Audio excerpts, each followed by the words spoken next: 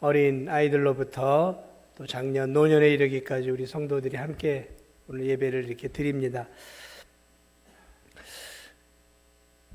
여러분 개개인에게 때론 그런 질문을 드리고 싶은 마음이 있어요.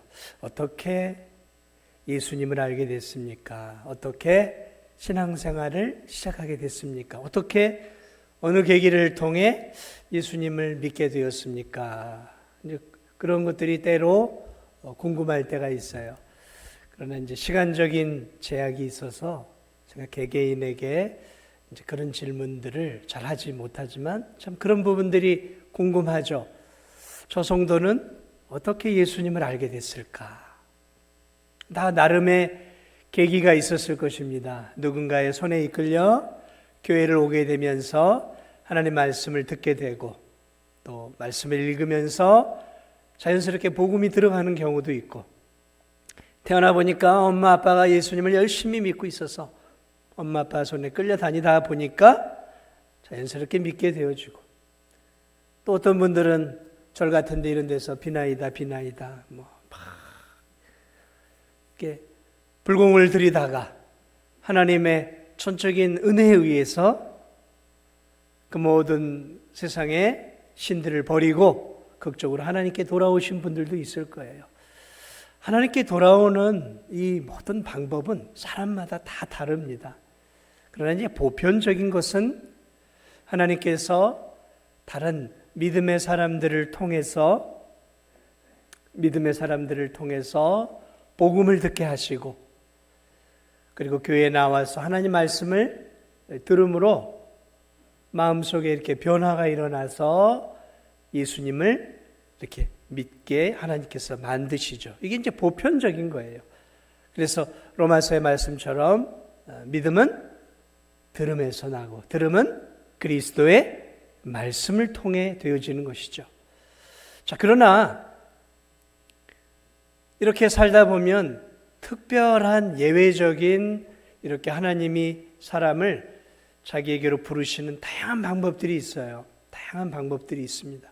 때로는 꿈을 통해, 어떤 성도들에게는 꿈을 통해서 하나님을 만나게 하시기도 하고, 어떤 성도들에게는 환상을 통해서, 또 어떤 성도들에게는 교만하고 어떤 이런 깨지지 않는 마음을 가진 성도들에게는 하나님이 다양한 방법들을 통해, 또 어떤 성도들은 큰 사건이나 사고를 통해서 가슴이 무너지게 만들므로 그 빈 마음을 통해 그리스도가 오시기도 하고, 또 질병 가운데 또 가정이 그냥 폭삭게 망해서 아무것도 없는 그런 상황 속에서 하나님을 만나는 경우들도 있어요.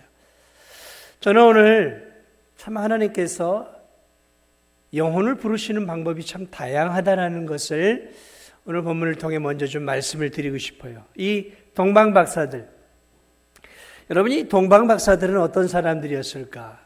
이 사람들은 별을 연구하는 일종의 고대 시대의 점성술사들이었어요. 다시 말하면 요즘 이 진도에도 그런 게 있죠. 타로 같은 거 있죠. 뭐 이렇게 카드 같은 카드점이죠. 촥 해가지고 이제 뭐 뽑으라든지 뭐 해가지고 너 이게 올 2024년도에는 재물에 운수가 있어. 내년엔 귀인을 만날 거야. 뭐 이런 쓸데없는 것들을 이제 타로를 통해 하는 경우들이 있죠. 점성술사들, 고대에는 이 별을 연구를 하면서 별자리를 통해 기륭화복을 예언을 했던 사람들이 일종의 무당들이죠. 고급 무당이죠. 점성술사들, 별을 연구하면서 미래를 예측을 하고, 또 현재의 어떤 기륭화복을 막는 어떤 그런 일종의 그러한 일들을 했던 우상을 숭배하는 그런 사람들이었어요. 우상을 숭배하는 제사장들이라고 보면 될 수 있겠죠. 자, 그런데 놀랍게도 이 별자리를 연구하던 이 사람들에게 특별한 한 별이 나타났고, 그들에게 특별한 하나님의 음성과 하나님이 그들에게 마음을 주셨단 말이죠. 그러니까 이거는 보편적인 구원의 방식이 아니었어요. 오늘 예수님의 이 탄생 때 동방으로부터 나타났던 이 동방 박사들, 이 사람들은 별자리를 통해 먹고 사는 고급 쉽게 얘기하면 승려들이었단 말이에요. 예수님이 누군지, 그리스도가 누군지 그냥 우상을 숭배하고 그렇게 자신의 배를 불려가면서 높은 지위를 얻어냈던 그런 이방 사제들과 같은 사람들이었단 말이죠. 그런데 하나님이 이 사람들에게 구원의 은혜를 주신 거예요. 어떻게 해요? 별자리를 연구하니까 이들을 향해 특별한 한 별을 하나님이 허락해 주신 거예요. 특별한 별을. 별자리를 연구하다 보니까 별 희한한 큰 별이 하나가 나타난 거예요. 저게 뭐지?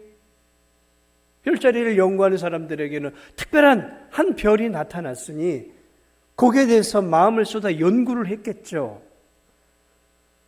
그런데 하나님이 그 별을 연구하는 과정 속에 그들의 마음속에 역사하셨던, 오늘 이 1절부터 12절까지 보면 나중에 이제 아기 예수께 경배하고 하나님이 또 그들에게 음성을 주셔요. 야, 헤롯 왕에게 돌아가지 말아라. 그는 악한 왕이다.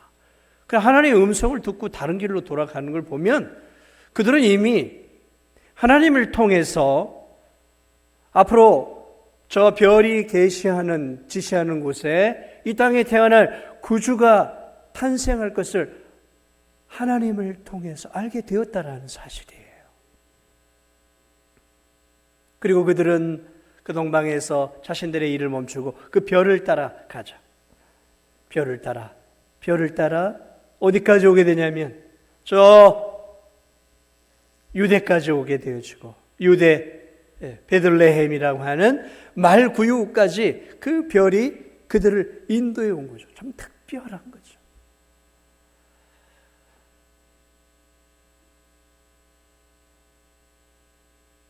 저는 예수 그리스도에게 나아갔던 이 동방 박사들을 보면서 참 하나님의 구원의 방식은 참 다양하구나.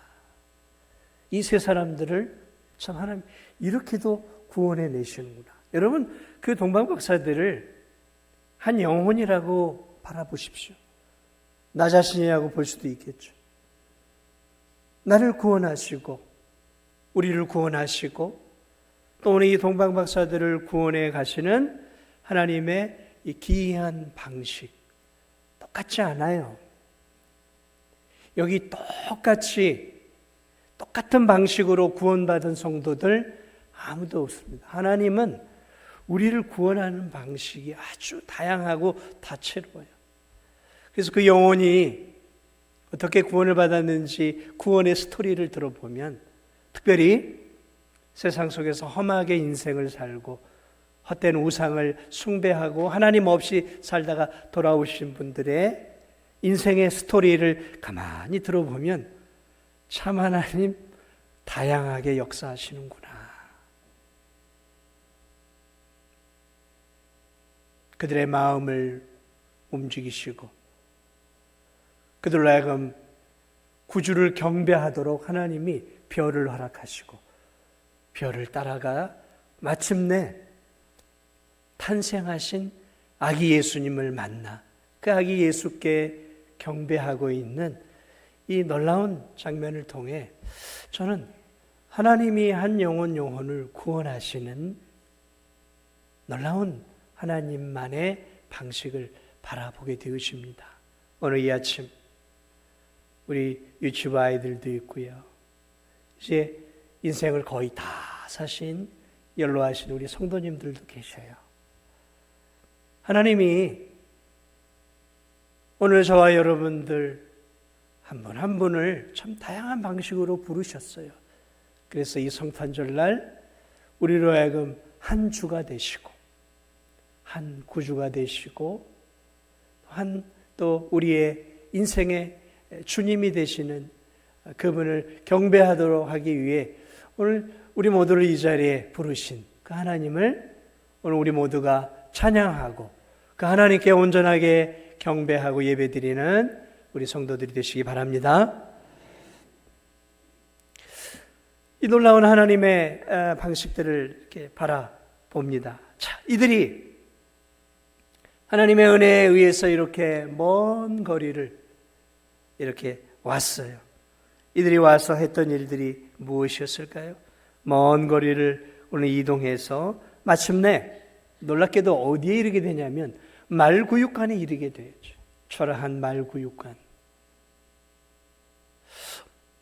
어쩌면 이들은 성경에 기록되어 있지는 않지만 좀 적잖게 충격을 받지 않았을까요? 유대인의 왕으로 오신 메시아를 바라보며 왔기 때문에 어쩌면 적어도 유대인의 왕은 왕궁에서 태어나야 되는 것이 아닐까라는 생각들을 가지고 그들이 먼 길을 출발하지 않았을까요? 자, 그런데 하나님은 그들을 어디로 인도하고 계시냐면 왕궁을 지나쳐서 귀족의 집안을 지나쳐서 성전 같은 멋진 그러한 경건한 곳들을 지나쳐서 부유한 예루살렘을 지나쳐서 별 볼 일 없는 베들레헴, 떡집이라고 이름이 되어 있는 별 볼 일 없는 작은 촌동네, 그것도 부유한 집안이 아닌 말구육관, 거기에 멈춰. 그리고 오늘 이 동방 박사들은 거기에서 초라한 젊은 부부의 품 안에 있는 작은 아기를 보는 것이죠. 천조가리에 둘러싸여 있지 않았겠습니까? 그리고 그 아기를 보고 오늘 무엇을 합니까? 경배를 하고 있어요. 경배를 하고 있어요. 11절에 보니까 집에 들어가 아기와 그의 어머니 마리아가 함께 있는 것을 보고 엎드려 아기께 경배하고. 여러분, 이 동방박사들은 저 동방 지역에서 굉장히 높은 지위에 있는 사람들입니다. 고대 시대에 이런 사제들은 거의 왕과 버금되는 지위를 갖고 있습니다. 지금도 마찬가지예요. 저런 부족 단위들, 아직도 그런 지역들이 있죠. 몽골이라든지 이런 데 가보면 그 부족 단위에서 추장과 버금되는 사람들이 누구냐면 주술을 행하는 사람들이에요. 기륭을 예언을 하고 그런 사람들이 추장과 버금되는 권력을 갖고 있어요. 아니, 때로는 추장이 그런 역할들을 병행하기도 했죠.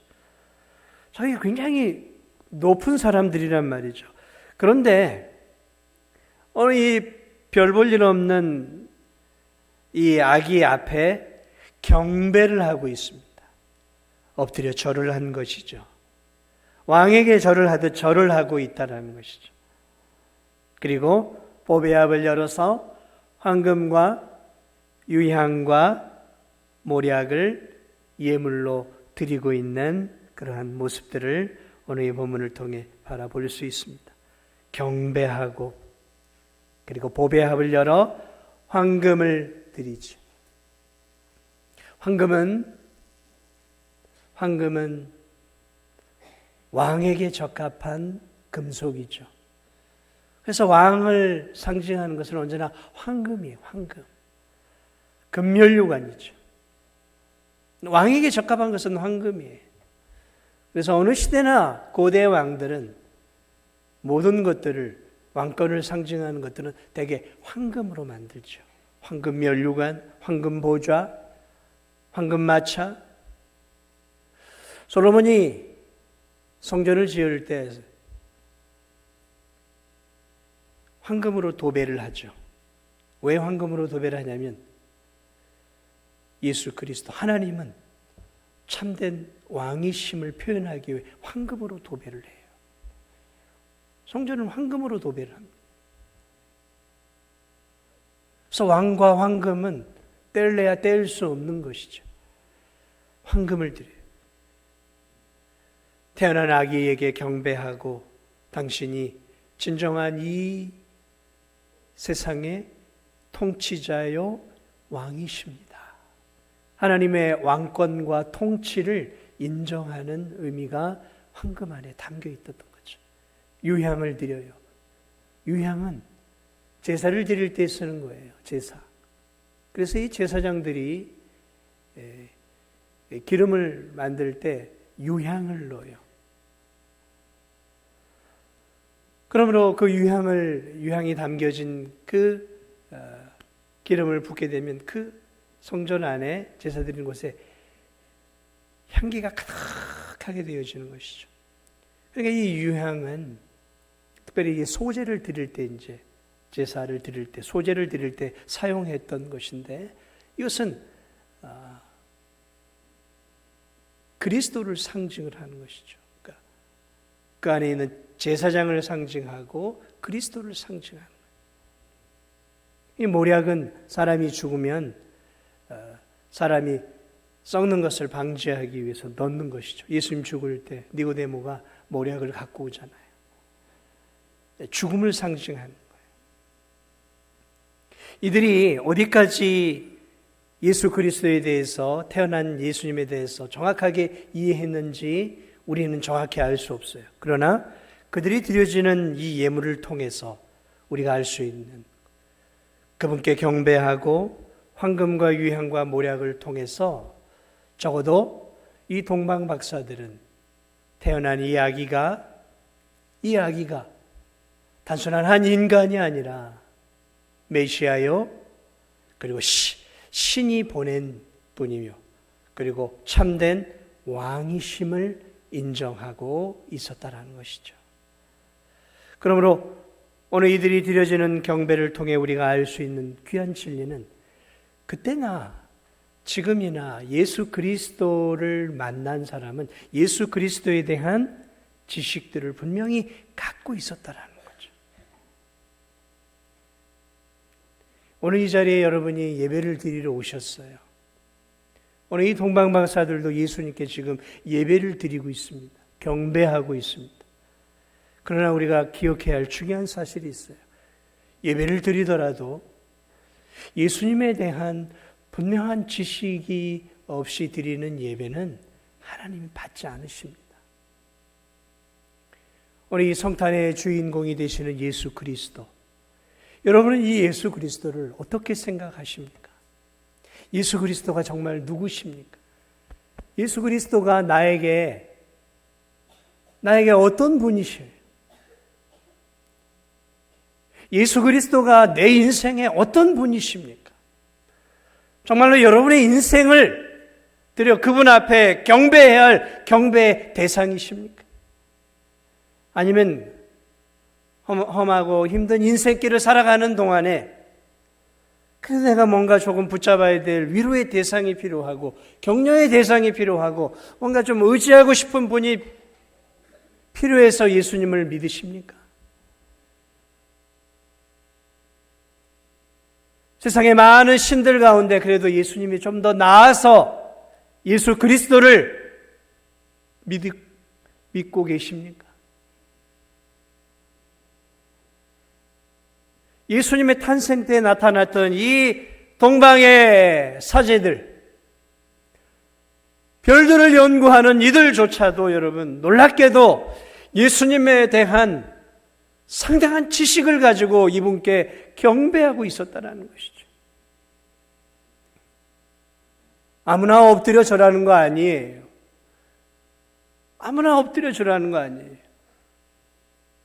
오늘 이 동방박사들은 어린 아기에게 엎드려 절하고 있어요. 누가 어린 아기에게 엎드려 절을 합니까?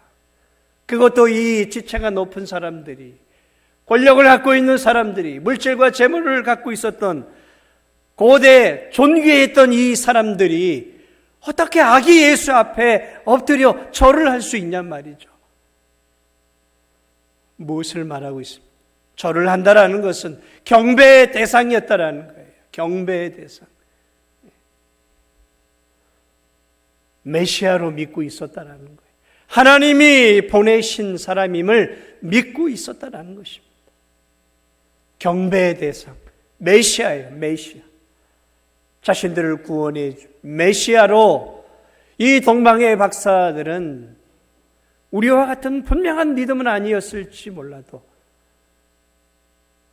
예수 그리스도를 내가 경배될 대상으로 메시아로 믿고 엎드려 경배하며 자신들의 가장 귀한 보배합을 열어 놀라운 예물을 올려드리고 있는 모습들을 바라봅니다.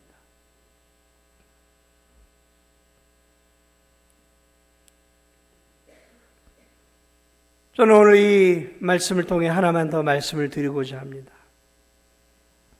예수 그리스도를 만났던 이 동방박사들, 여러분, 이 동방박사들이 했던 게 예배였고 자신의 소중한 것들을 올려드리는 것이었어요. 예수님을 만난 사람들의 공통적인 특징이 이 동방박사들에게서 분명하게 보여지고 있죠. 예수님을 예수님으로 만나고 믿게 된 사람들의 가장 중요한 특징이 예수님께 예배드리는 사람으로 바뀌어져 간다는 것이죠. 경배의 대상이 바뀌어지는 거예요. 절을 다니고 미신을 믿고 세상에 하나님이 어디 있어? 내 주먹을 믿고 내 지식을 믿지. 다른 종교를 가지고 있던 사람들 가운데서 예수님을 참으로 나의 구주, 나의 하나님으로 믿게 되었을 때 바뀌는 현상이 있어요. 그것은 예배의 대상이 바뀌는 것이죠. 예배의 대상이 나에서, 다른 우상들에게서 예수님에게로 바뀌어져 가는 것이죠. 그리고 나 같은 죄인을 위해 이 땅에 오신 예수 그리스도의 그 십자가의 그 놀라우신 그 죽음을 바라보면서 자신의 가장 소중한 것들을 이제 드리는 드림의 인생으로 바뀌는 것이죠.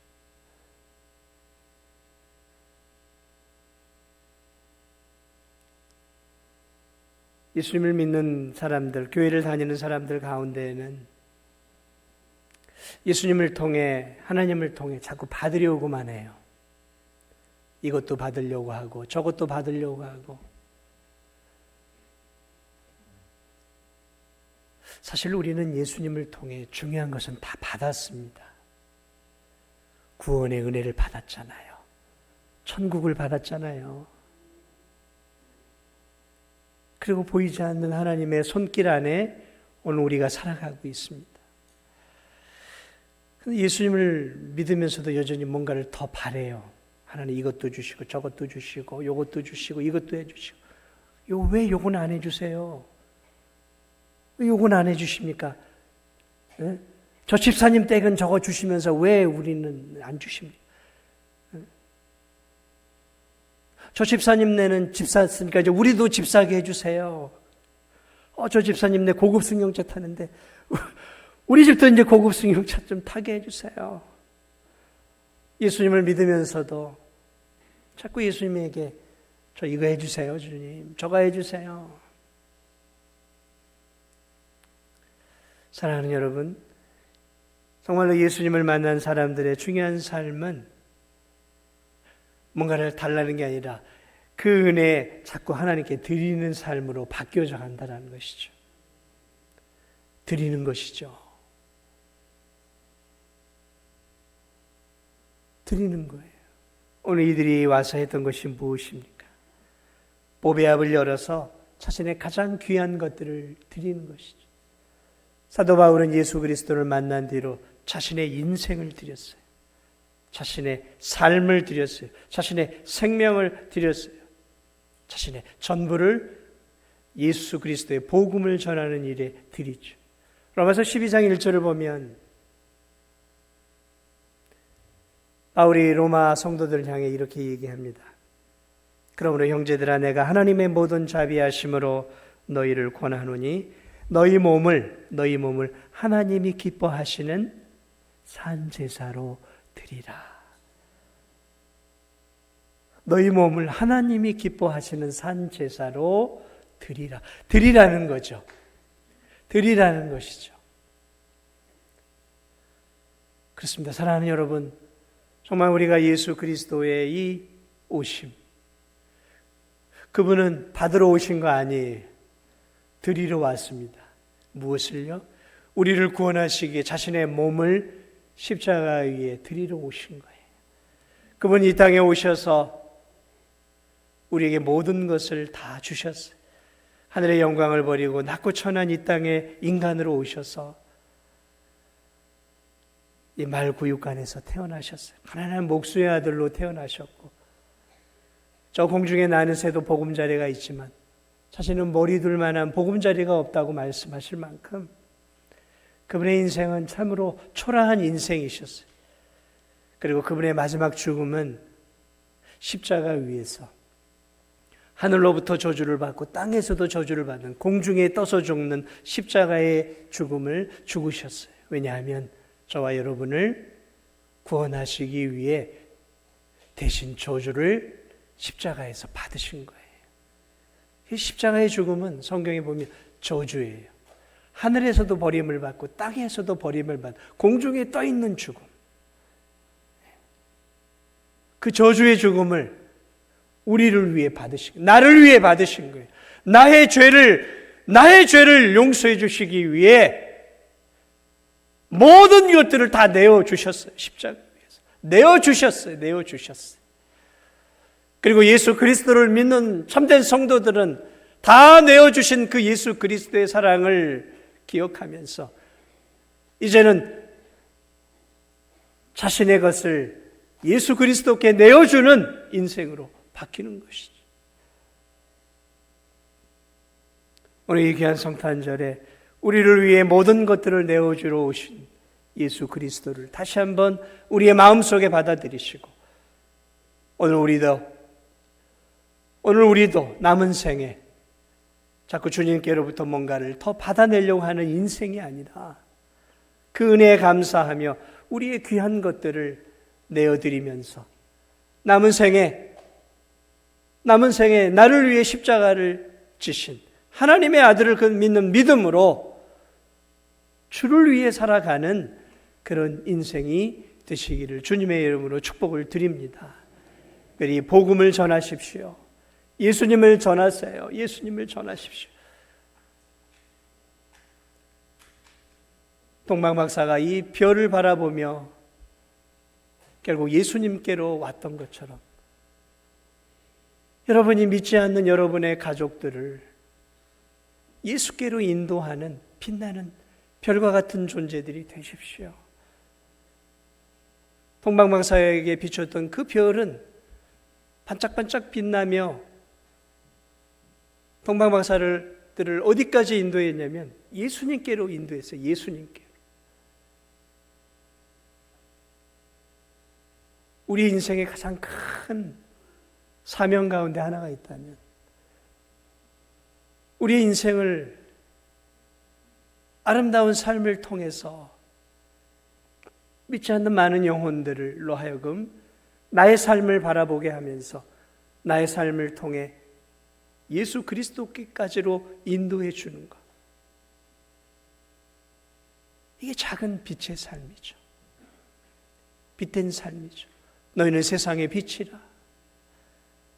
우리의 삶을 통해 사람들이 나에게 관심을 기울이게 하고, 그리고 나를 통해 저 사람을 어디까지로 인도하냐면 예수 그리스도께로 인도하는 거예요. 그게 우리의 사명이에요. 생명 없는 이 별도 자신의 존재 가치를 드러냈어요. 이 세상의 모든 것들은 하나님의 영광을 드러내는 거죠. 하물며 구원받은 우리들이 하나님의 영광을 드러내며 예수 그리스도를 보여줘야 하는 삶을 살아야 되지 않겠습니까? 나를 위해 살지 마세요. 이 별 볼 일 없는 별도 동방박사를 예수께로 인도했다면 예수님의 은혜로 구원받은 우리들의 삶이 어때해야겠습니까? 우리의 삶을 통해 사람들이 나를 통해 예수 그리스도를 만나도록 하는 것, 그것이야말로 구원받은 우리들의 가장 큰 소명이요 사명임을 기억하면서 저와 여러분, 우리 진도중앙교회 모든 성도들이 받은 은혜에 감사하고 예수 그리스도를 잘 믿으면서 많은 영혼들을 복되신 성탄의 주인공이 되시는 예수 그리스도께로 많은 영혼들을 인도하는 그런 저와 우리 성도들이 되시기를 주님의 이름으로 축복을 드립니다. 우리 다시 한번 찬양 드리고